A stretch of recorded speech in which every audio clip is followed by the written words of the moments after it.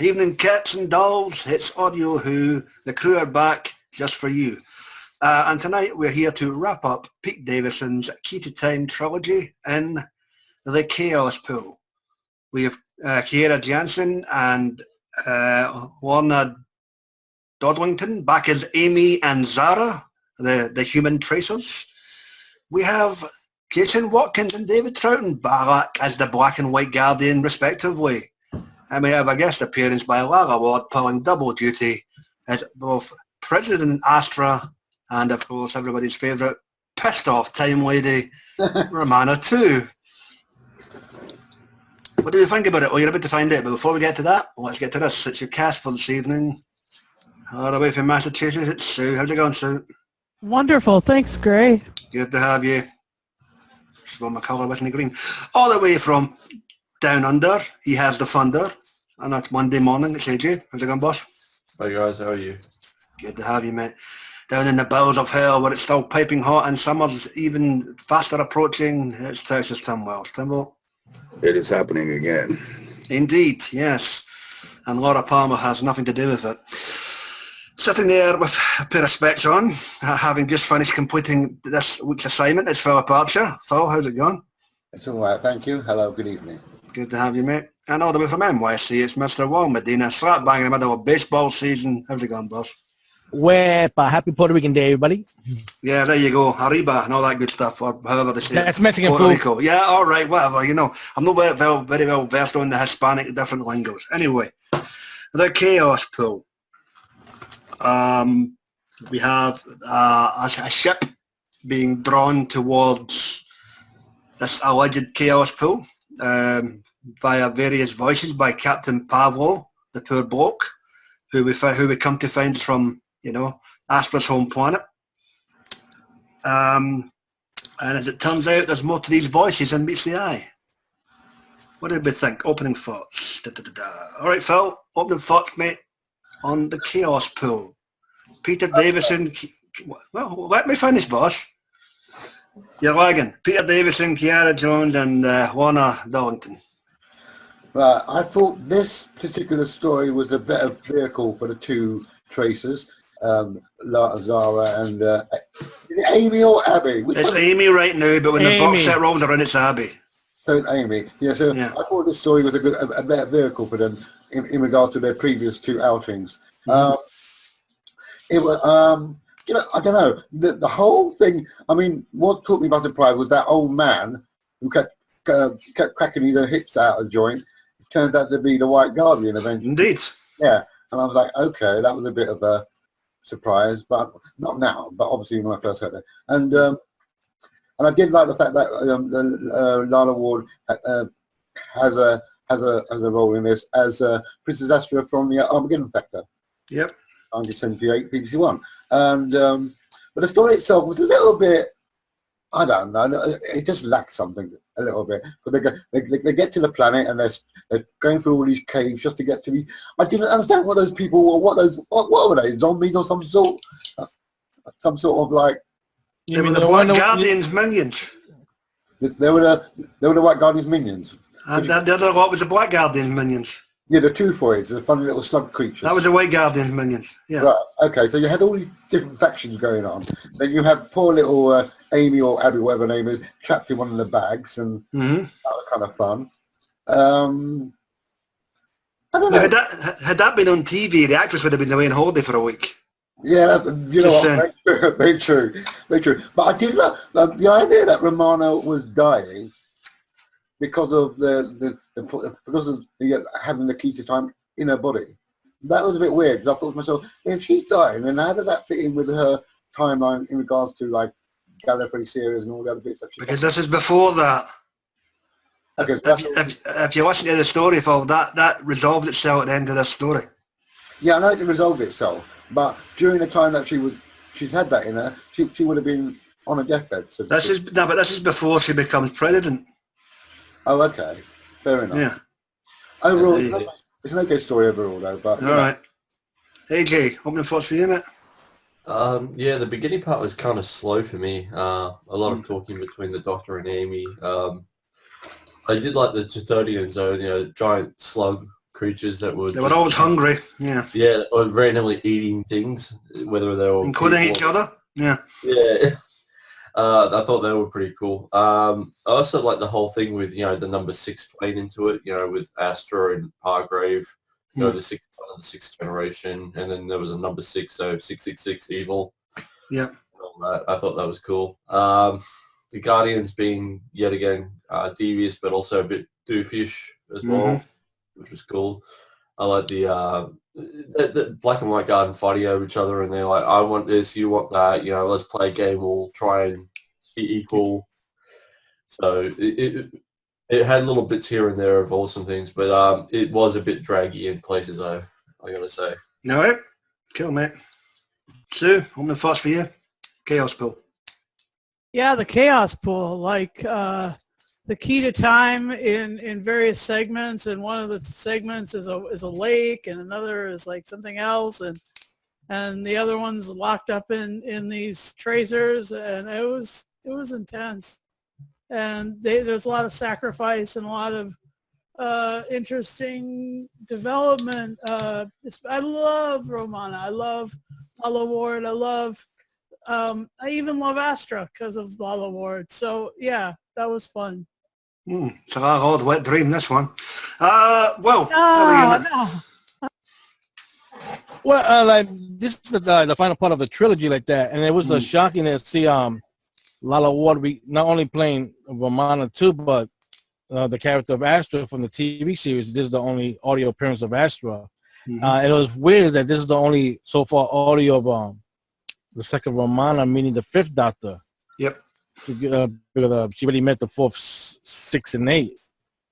So, which is unusual. It's not a bad thing, but like AJ said, the beginning was a little bit slow like that. And the slow's got a little bit annoying after a while, being a little bit repetitive. But you notice when you start hearing the voices from the Grace to come to the planet. Yep. For they could get the keys to time destroyed like that. Right, it started building up more better like that. It was funny that Amy was put away in the bag for almost say a good half of the story like that. So that kept her out of there, and then the Doctor realizing that Zara was pretending to be her, and notice how much more she evolved to be human. So that stood out right there. So what's unusual that the bad one became more human than Amy did.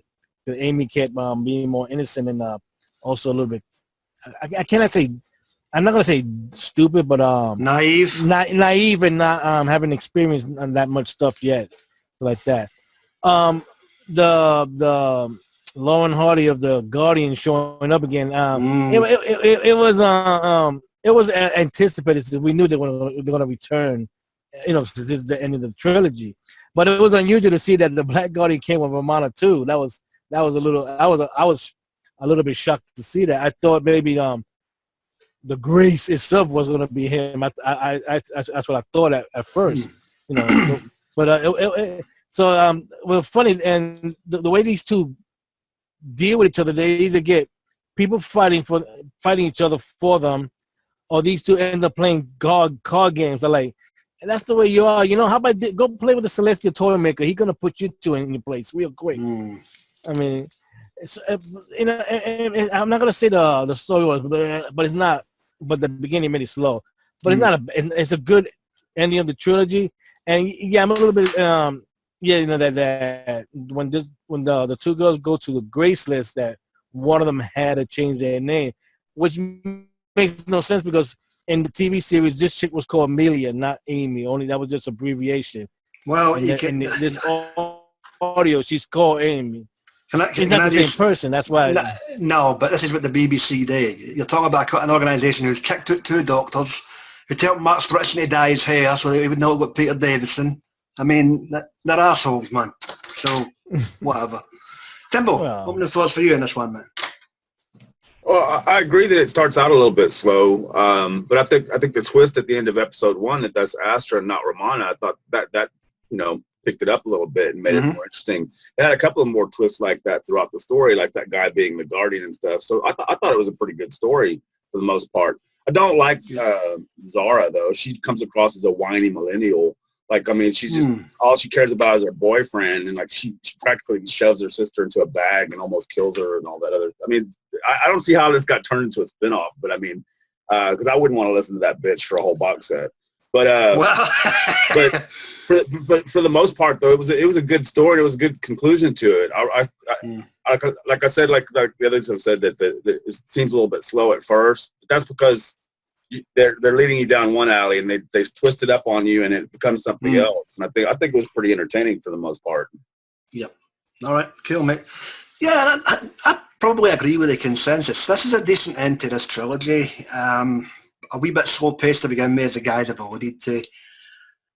I love the fact you've got a award point double duty here. You know, it's nice to get a different take on our character as Astra as opposed to the usual uppity, pissed off, oh, not again, Romana that we all know and love. I don't have to deal with these people.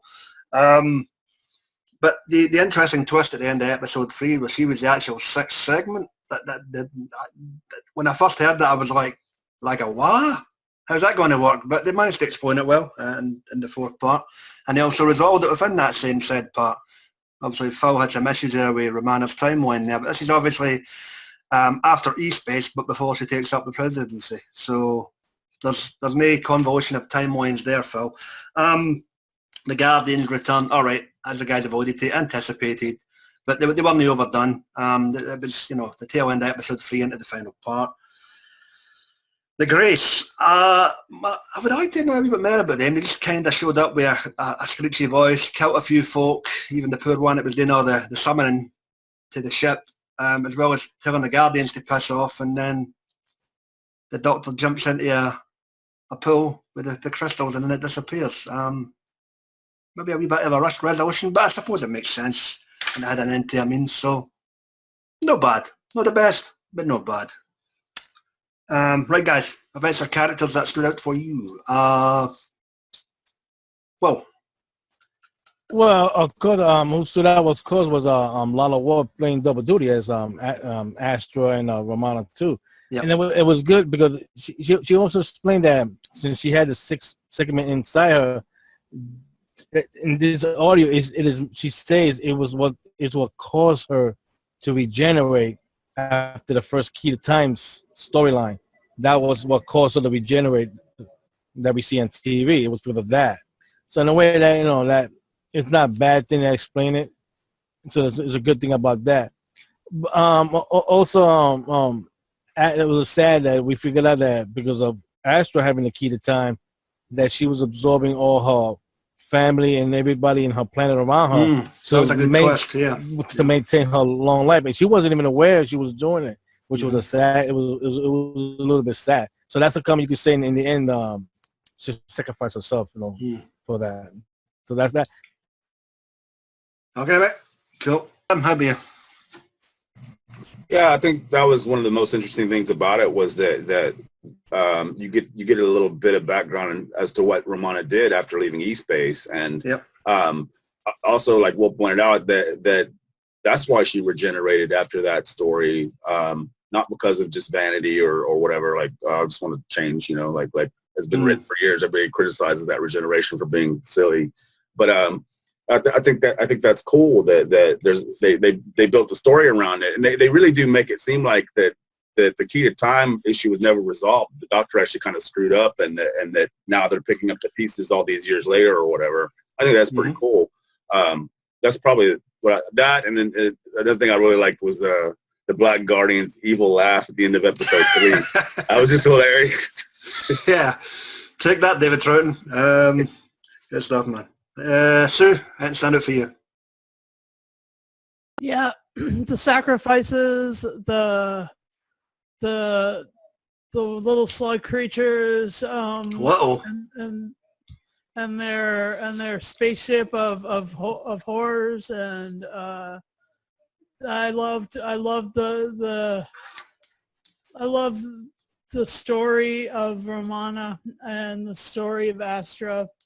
and how close, they really were to the same. And like you guys were alluding to earlier, the 29-year lifespan of her planet and meet versus the, what is it, 200 or some year old Astra, and she didn't know that short lifespan was because of her. What you referred to, the 29-year, wasn't the planet, it was the life expectancy of individuals. But yeah, I get where you're going with that. Yeah, that's what I meant, exactly. So. All right. Cool. Phil, you're up. What stood out? What stood out? Gosh. I did like, I do like the characterization of the two Tracy, the girls. I like in this one. I like how they stood out. What stood out though, I can't tell you what stood out because it was just a blur of stuff happening. Nothing really stood out for me in the story, in all honest. She held it. Fair dues, mate. Fair dues. AJ, you're up. And for you? Yeah, for me, I like the whole thing where Romana becomes the sixth piece and Astra is no longer the sixth piece, but she still absorbs the energy of the life force that goes around her, which I thought was a really good concept because they explain the whole regeneration with Romana. Obviously, you said that previously, but also they resolve it too by the end of the story that she's no longer the sixth piece. She's now just Romana. Yep. Yeah, she's free to regenerate into Juliet Lando later on down the road. Spoiler alert! Sorry, bitches, if you don't know that by now, then tough. That's it. Okay, mate. Well, and for me, I agree and I disagree with Tim to an extent. Yes, Zara's a fucking bitch and you want to throttle her, but I quite liked her small redemption story in this to a small degree. Don't get me wrong, I wouldn't want to listen to her for a full box set. I still don't. I still can't believe they get away with 4 seasons and a side story, but they did. But, somewhat a redemption compared to, in this story, compared to what she was like back in The Justice of Iscard, albeit she was, all out for herself for the majority of the story. At the end of the day, it was down to her free will, and she made the right choice, I guess. Amy still does my tits in with they're whining sometimes, but, that was an end to her means. She's off to Gallifrey. If anybody's bold enough to go listen to Graceful, she'll find out why that doesn't stick. But there you go. So if you want to hear more about these two, go listen to Graceless. Me, I'd rather go and put my eye out with a rusty fork. Pete Davison, always as good as ever. So you can't grumble. But stick to your regular companions, please. A nice wee trilogy for an experiment. But not something I would advise unless you're maybe creating another companion, as Big Finish have done, and kept them around for more than, a handful, with the exception of obviously being Mary Shelley, Julie Cox. So yeah, not bad into this trilogy. I can't complain. Right, guys, open mic portion of the cast. Anything else you want to bring up before we get this zippled and in we can?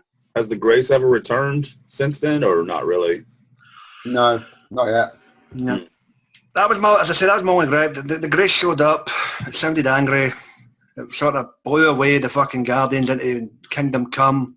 They're supposed to be the all-powerful fucking things. The Guardians are always going to be crap because they're equal and opposite. So, I mean, whatever they do is never going to change anything because they're both there just locking heads. So, I mean, it's just, they always end up being a resolution that's kind of unsatisfying because they really don't have any power. I mean, they're just equal and opposite things. All they can do is maybe kill people or cause wars or whatever. But in other words, if it comes down to a fight between the two of them, it's always going to be a tie. Mm-hmm. They always come across like doddery old men to me. That's what I think is good, is because they've made them funny in this trilogy. Like they're comedy characters rather than serious. I think I enjoyed them more in the previous story because they had an actual. Hang on, Phil. We apologise for the sound of the vibrator. Who's buzzing? Sorry. Oh, Sue, I have to be you. Oh, dear God. Stop. I just hit my computer. I'm sorry. I hope it was your computer. Okay, no problem. Good gravy, guys. I can still hear it. It's coming from you, fool. That's it now. Right. You were saying, Philip? I forgot. Oh, see. Okay. I was saying that they come across like dodgy old men, a bit like how, you would think they were a bit more bombastic because they're guardians of light and time and all that. And they were just two old men just trying to outwit each other. But like I said, I like them better in the previous story where they play actual characters, like the Caliph of that country that they're in. Oh, you like them with aliases? All right, fair enough. Well, they do get that bombastic line, "Doctor, you will die for this." They both say it at the same time, just like back in the serial. So, yeah, you're right. Well, I'll tell you what I did though love was Romana's sort of foreshadowing. Romana, it's you. You were expecting someone else, you know. Yeah, again, that's another stolen line. That's cool. Yeah. A wee bit of foreshadowing when you drop off, you know. She didn't mention that it's like a war is coming to Gallifrey at that, which is... I don't know if that would refer into the Time War or if it would refer into something in one of the books. I can't remind. Oh, and I just caught the pen. But I assume that's what they meant, is maybe the coming of the Time War, or I don't know. I've never listened to all of Gallifrey. Doesn't she have a lot of problems as president with... Maybe they were foreshadowing something from there. Possibly. It says on the website for TARDIS Wikia, Romana asked the Doctor if you were expecting someone else, and it says the case of Androzani. Yeah, that's what it was foreshadowing. Yeah. When it's 6 appeared. All right, anything else, guys? We got to give a tip off to the director of this story, Miss Bowerman. Yes, not sure for our buddy Lisa, or we'll kick me in the nuts. So there we go. Anything else, guys? I was going to say, I'd like to see the Guardians both come back later on, but as purely human characters and travel with the Doctor as a companion. I thought that'd be weird. How could that? I don't know. Like the Grace takes their powers away and just throws them into the universe. Well, didn't they have that being more or less human in the previous story? Because they didn't have the power at all. Yeah, but I mean, like, just being completely nullified, taking away the status of light and dark and just making it ordinary. I don't know. I just thought that'd be a good idea. Is that what they mean by graceless in the future story?